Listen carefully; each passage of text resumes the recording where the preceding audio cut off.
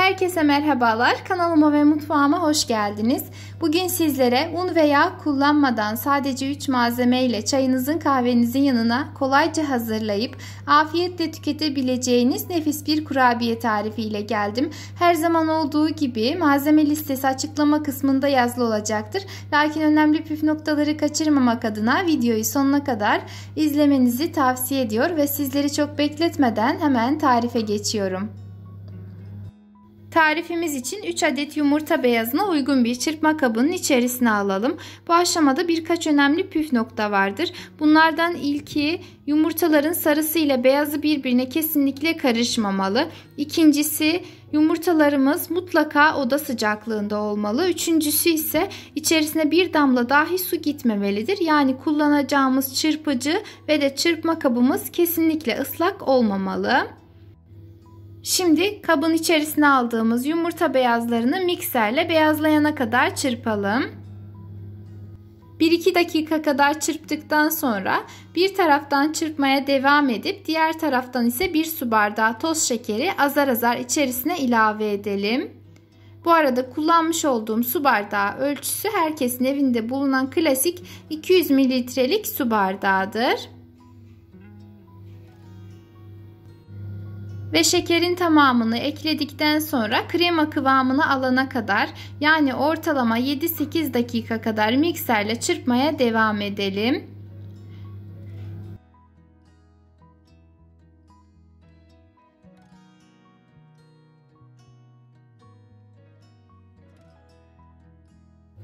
Yeteri kadar çırptıktan sonra kabımızı şöyle yan tutalım. Hatta ters çevirelim. Kesinlikle akmıyor ise demek ki kıvamı artık olmuştur. Şimdi içerisine 1 paket toz vanilin veya 1 çay kaşığı kadar vanilya ekstraktı ilave edip spatula ile güzelce karıştıralım.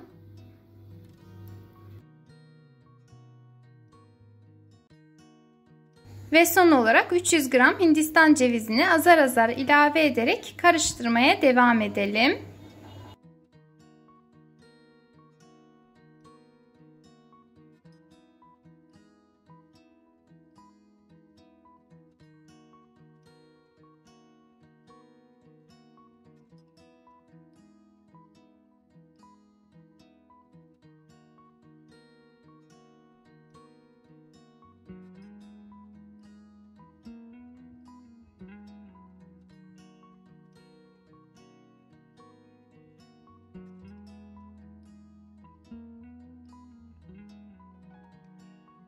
Ve Hindistan cevizini azar azar ilave ederek pürüzsüz bir kıvam alana kadar karıştırdım. Şimdi üzerini bir poşet veya streçle hava almayacak şekilde kapatalım ve en az yarım saat kadar bu şekilde buzdolabında dinlendirelim. Yeteri kadar dinlendirdikten sonra karışımdan ceviz büyüklüğünde parçalar alarak elimizle şekil verelim. Dilediğiniz boyutlarda dilediğiniz şekli verebilirsiniz. Dilerseniz elinizle değil herhangi bir kalıpla veya dondurma kaşığıyla da şekil vermeyi tercih edebilirsiniz.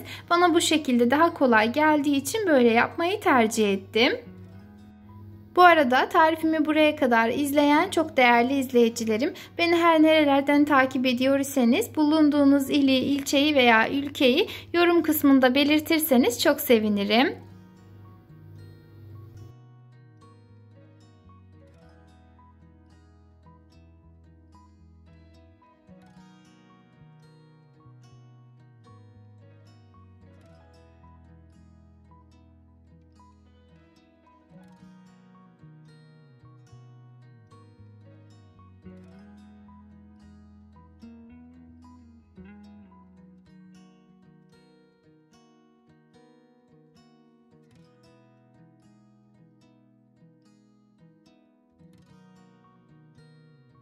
Tamamına şekil verip yağlı fırın kağıdı serilmiş fırın tepsisine dizdikten sonra kurabiyelerimiz artık pişmeye hazırdır. Şimdi önceden ısıtılmış 160 derece fırında üzerleri ve altı birazcık kızarıncaya kadar pişirelim. Ortalama pişme süresi 15-20 dakikadır. Bu süre fırından fırına değişebilmektedir. O yüzden kontrollü davranmanızı tavsiye ederim.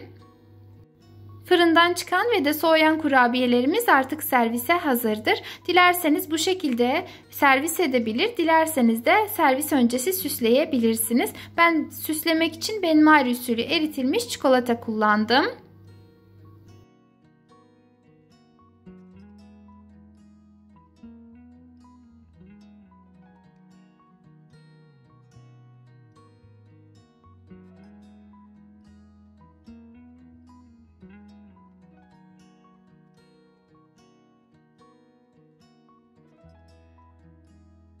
Ve sizlerle birlikte bir videolu tarifimin daha sonuna geldik. Umarım denersiniz. Eğer beğendiyseniz bana destek olmak adına videomu beğenebilir, emoji dahi olsa yorum bırakabilir. Hatta aşağıdaki paylaş butonuna tıklayarak ister sosyal medya hesaplarınızda isterseniz de WhatsApp hesabınızda videomu sevdikleriniz ve ailenizle paylaşabilirsiniz. Yepyeni videolu tariflerimden haberdar olmak için kanalıma ücretsiz bir şekilde abone olarak bildirim zilini tüm olacak şekilde etkinleştirmeyi unutmayın. Kendinize çok iyi bakın. Allah'a emanet olun.